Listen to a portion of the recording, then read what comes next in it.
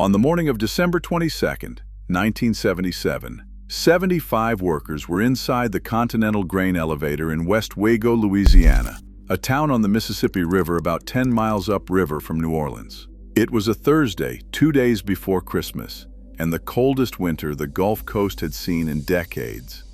Many of those 75 men were not even supposed to be there. They had come in on their day off to pick up the company Christmas turkey, a gift Continental gave its workers every year. Some were in the two-story cinder block office building adjacent to the elevator's head house, changing into their work clothes or filling out paperwork. Others were clocking in for the morning shift. A ship was being loaded at the dock with soybeans bound for export. Inside the head house, grain moved through conveyors and bucket elevators, and with every transfer, with every pour and lift and drop, fine particles of grain separated from the kernels and hung in the air. At 9:10 in the morning, something ignited the dust. Nobody knows what. A spark, a seized bearing, a wisp of static electricity in the cold, dry air.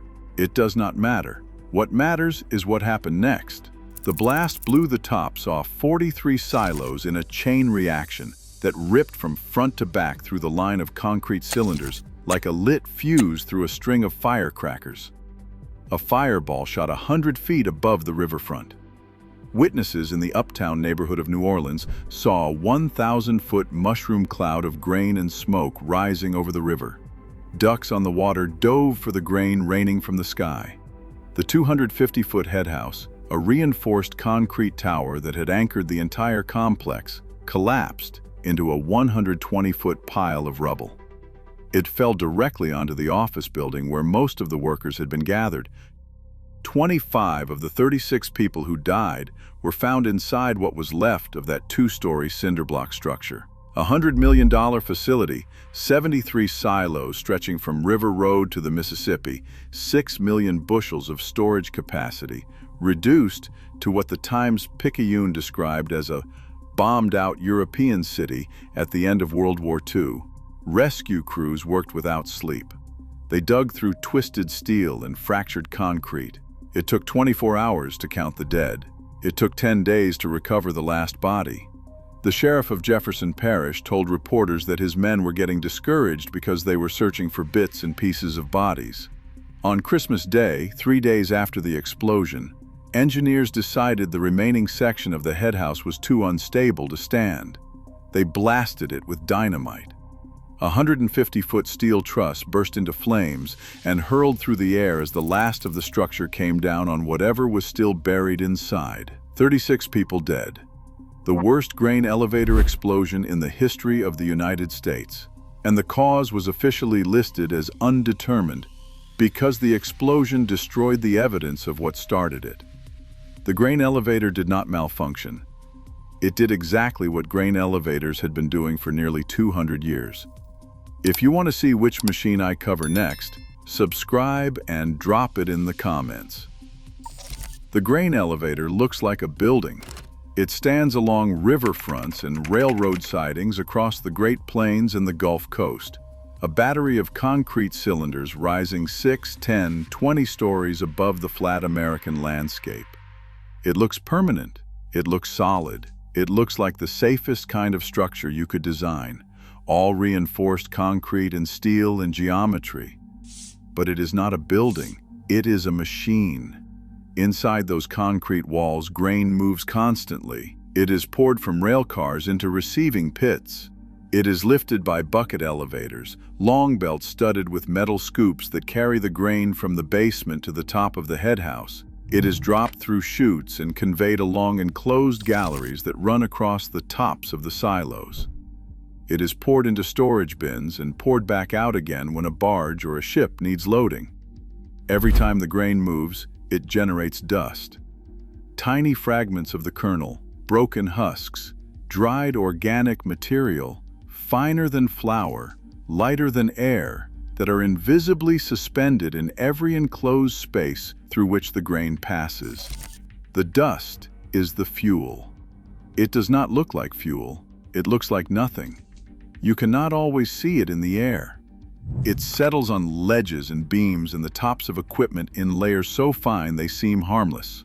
But grain dust, when suspended in air at the right concentration and exposed to the smallest source of ignition, is one of the most explosive substances in any industrial setting. It is more explosive than coal dust. By some measures, it approaches the volatility of gunpowder. A single cubic foot of air containing as little as 1/50th of an ounce of grain dust has crossed the minimum explosive concentration. At that point, all it needs is heat. The science is straightforward. When a solid material is broken into particles fine enough to be suspended in air, its surface area increases by a factor of thousands. A single kilogram of grain compressed into a solid block has a surface area smaller than a dinner plate. That same kilogram, ground into particles the diameter of a human hair and dispersed into a cloud, has a surface area larger than a tennis court. Combustion happens at surfaces where fuel meets oxygen. More surface area means faster burning. Faster burning means more rapid pressure buildup. And if that pressure builds inside a confined space, a silo, a tunnel, a headhouse, it does not burn. It detonates. The flame front rips through the dust cloud at hundreds of feet per second, and the overpressure shatters reinforced concrete as if it were plaster. Could you imagine standing inside a concrete tower surrounded by something that looks like air, smells like bread, and carries the explosive force of a bomb? If that thought keeps you up at night, let me know in the comments. This is what makes the grain elevator so uniquely lethal. The fuel is invisible. The ignition source can be almost anything: a bearing that runs dry, a misaligned belt, a nail in a worker's boot striking a concrete floor, a light switch, or static electricity from grain pouring through a metal chute on a dry winter day. The architecture of the elevator itself holds enclosed concrete tubes connected by enclosed tunnels and galleries, functions as a delivery system. An explosion in one silo does not stay in one silo. The blast wave travels through the tunnels, through the headhouse, along the galleries, and as it moves, it shakes loose settled dust from every surface it passes. That freshly suspended dust becomes new fuel. The secondary explosion is almost always worse than the first. The initial blast opens the door. The secondary blast walks through it and brings the whole structure down. Investigators call it the domino effect. At Westwego, the explosion took less than a second to travel the entire length of the complex. The first recorded grain dust explosion happened in 1785 at a bakery warehouse in Turin, Italy. A boy was shoveling flour beneath an open flame when the dust cloud above him ignited. The blast blew the windows and their frames into the street. A second boy, who saw the fireball coming from across the warehouse, jumped from a scaffold and broke his leg. A local nobleman named Count Marozzo investigated the explosion and published a report attributing it to the dryness of the grain, noting that there had been no rain in the Piedmont region for 5 or 6 months. It was a careful, accurate diagnosis. For the next 93 years, almost nothing was done about it. The next major explosion came in 1878 in Minneapolis. The Washburn A Mill, the largest flour mill in the world, stood 7 stories high on the banks of the Mississippi near St. Anthony Falls. It employed 200 workers. On the evening of May 2nd, the day crew left and a 14-man night shift arrived. At about 7 o'clock, 2 millstones running dry rubbed against each other and threw a spark into the flour dust hanging in the air. The mill exploded with a force that was heard 10 miles away in St. Paul. The concrete roof was launched hundreds of feet into the air. The fire spread to 2 neighboring mills, which also exploded. 18 men died. The blast destroyed a third to a half of Minneapolis's entire milling capacity. Owner Cadwallader Washburn, who was also the sitting governor of Wisconsin, rushed to the city and announced he would rebuild while the embers were still glowing. The new mill opened 2 years later with a revolutionary dust collection system imported from Europe, the first large-scale attempt to remove the invisible fuel from the air. It was a genuine breakthrough. It proved that dust control worked, and it was almost entirely ignored by the grain elevator industry for the next 100 years. By the early 20th century, grain elevators were a critical piece of American infrastructure. The mechanization of agriculture had turned the Great Plains into the breadbasket of the world, and the grain had to move. Elevators stood at every railroad junction and river port from Kansas to the Gulf Coast, receiving grain from farms, storing it in bulk, and transferring it to rail cars and barges bound for domestic mills and foreign markets. The United States exported $14 billion worth of grain through its elevators in 1977 alone. The facilities were enormous, handling millions of bushels per month, and the pace of operations was relentless. Dust accumulated everywhere, on floors, on beams, on electrical fixtures, inside bucket elevator housings, in the tunnels that ran beneath the silos. Housekeeping was inconsistent, maintenance was deferred, safety equipment was installed when it was convenient and repaired when it broke, which sometimes took years. The industry's position, stated publicly and repeatedly, was that grain dust explosions were rare, unpredictable, and largely unavoidable. Between 1958 and 1987, the average was 7 deaths and 29 injuries per year from grain explosions alone. The industry called them acts of God. Then came December 1977. On the 22nd, Continental Grain exploded in Westwego, 36 dead. That same day, a grain handling plant in Mississippi exploded, 2 dead. 5 days later, on December 27th, the Farmers Export Company elevator in Galveston, Texas, blew up. The Galveston elevator had been built just 18 months earlier at a cost of $26 million and was marketed as featuring the latest technology for total environmental engineering. 6 weeks before the explosion, a safety inspector from the Federal Grain Inspection Service had visited the facility and noted several hazardous conditions, including dust clouds and open ignition sources. The company's response was hostile. Internal memoranda released by the Agriculture Department after the disaster showed that farmers' export managers had expressed open animosity toward the federal inspectors, saying they felt harassed and that Congress had imposed the inspection service on them. The explosion was heard 70 miles away. 18 people died. The office building next to the elevator was destroyed, but it happened at night when the building was empty. If the Galveston blast had occurred during the day, the death toll would have been far worse. In total, 5 grain elevator explosions in December 1977 and January 1978 killed 59 workers and injured 48. 4 explosions in 1 week. The survivor of the Continental blast, James Stanberry, told investigators what everybody in the industry already knew. He said they never even slowed down. They kept right on going, loading them ships. Money hunting. The explosions forced a response, but the response was slow. The federal government convened a task force. The National Academy of Sciences was called in to study the problem. An international scientific symposium was held in Washington in the summer of 1978, where experts concluded that it was far more effective to control the dust than to try to eliminate every possible ignition source. The logic was simple. You cannot always keep a bearing from overheating or a worker from striking a spark, but you can keep the air clean enough that it will not explode when they do. It was the same logic Cadwallader Washburn had acted on in Minneapolis in 1880. Almost 100 years earlier. OSHA recommended fines. Continental was fined $47,000 for the deaths of 36 workers. Farmers Export was fined $116,000. The companies contested the fines. OSHA, with only 1,500 compliance officers to cover every workplace in the country, announced within a year of the Westwego blast that it would have to lessen its emphasis on grain elevators and move on to other high-hazard industries. The Food and Allied Service Trades Union petitioned OSHA for a mandatory grain handling standard in 1981. OSHA published a proposed rule in 1984.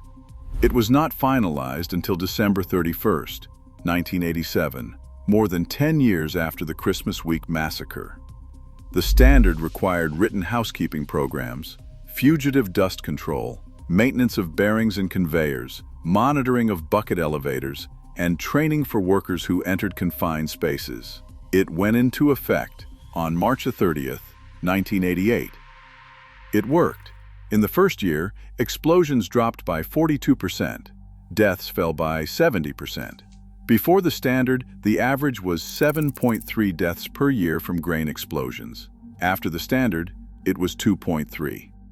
The rule prevented an average of 5 deaths per year and reduced injuries by more than half. The National Grain and Feed Association, which represented the elevator owners, described it as an unprecedented decline in explosions, injuries, and fatalities. The same industry that had fought the regulation for a decade acknowledged that it had saved lives. And then it kept happening. On June 8, 1998, at the DeBruce grain elevator near Wichita, Kansas, the largest grain elevator in the world, a roller bearing in a tunnel conveyor seized because it had not been lubricated. The locked roller heated the belt running over it and ignited the grain dust packed around it. The dust in the tunnel caught fire, and the explosion shot in both directions, racing through the basement, up through the head house, and along the galleries that stretched across the tops of 310 silos arranged in a half-mile-long row. The facility had a storage capacity of 20 million bushels. Enough wheat, investigators later noted, to supply all the bread consumed in the United States for nearly 6 weeks. Workers inside the elevator before the explosion told investigators that the suspended grain dust was often so thick they could not see their hands in front of their faces. The dust collection systems had been down for over a year. OSHA had not inspected the elevator since 1983. 7 workers died. 4 of them, hired through a temporary staffing agency, were in their 20s. OSHA investigators concluded that DeBruce had allowed massive amounts of fuel to be continuously created and distributed throughout the elevator, had delayed repairing dust control systems, and had abandoned preventive maintenance. These 3 factors, the investigators wrote, voluntarily exercised by DeBruce in opposition to widely known and recognized methodology for explosion prevention, made the disaster an inevitability. DeBruce paid $685,000 in fines. The company admitted no fault. The elevator remains in operation today. The grain elevator was never designed to be safe. It was designed to move grain as fast as possible, in the largest possible quantities, at the lowest possible cost. Every feature that makes it efficient, the enclosed concrete silos, the high-speed bucket elevators, the long gallery conveyors, the confined basement tunnels, is also a feature that makes it explosive. The concrete that keeps the grain dry also contains the blast. The speed that moves millions of bushels per month also generates millions of particles of dust per hour. The tunnels that connect the silos also connect the explosions. The architecture is the weapon, the grain is the ammunition. And the dust, the invisible residue of the most basic human activity, growing food and moving it from one place to another, is the fuse. Since 1900, more than 1,200 explosions have occurred at grain handling facilities in the United States. The current 10-year average is still about 9 explosions per year. Purdue University, which has tracked grain dust incidents since 2015, reported 9 explosions in 2024. The numbers are smaller than they were. The deaths are fewer. The 1987 standard prevented an estimated 9.4 fatalities per year when suffocations are included alongside explosions. But the physics have not changed. Grain still moves, dust still forms, bearings still overheat, workers still walk into tunnels where the air itself is a weapon. And every grain elevator in the country, from the smallest country terminal to the largest export facility on the Gulf Coast, is a machine that carries its own fuel, generates its own explosive atmosphere, and waits for a spark. In Westwego, the Continental Grain complex was bulldozed through 1978. A new, smaller facility was built on the same site with a capacity of 4 million bushels, 2/3 less than the original. It is now operated by Cargill. Its profile is visible from the riverfront in uptown New Orleans, a line of concrete cylinders on the horizon. the same shape as the ones that fell 47 years ago on the men who came in on their day off to pick up a frozen turkey 2 days before Christmas. There is no monument in Westwego. There is no memorial at the site. The explosion that killed 36 people and blacked out the sky over the Mississippi River is, in the words of one local filmmaker who spent years documenting it, a relatively untold story. Louisiana often seems ignored in the national and global arena. 10 days to find the last body. 3 days later, they dynamited what was left. The ducks on the river dove for the grain. Thanks for tuning in. For more stories about the machines that killed the people who worked with them, check the videos on screen. And if you want to see what we investigate next, subscribe.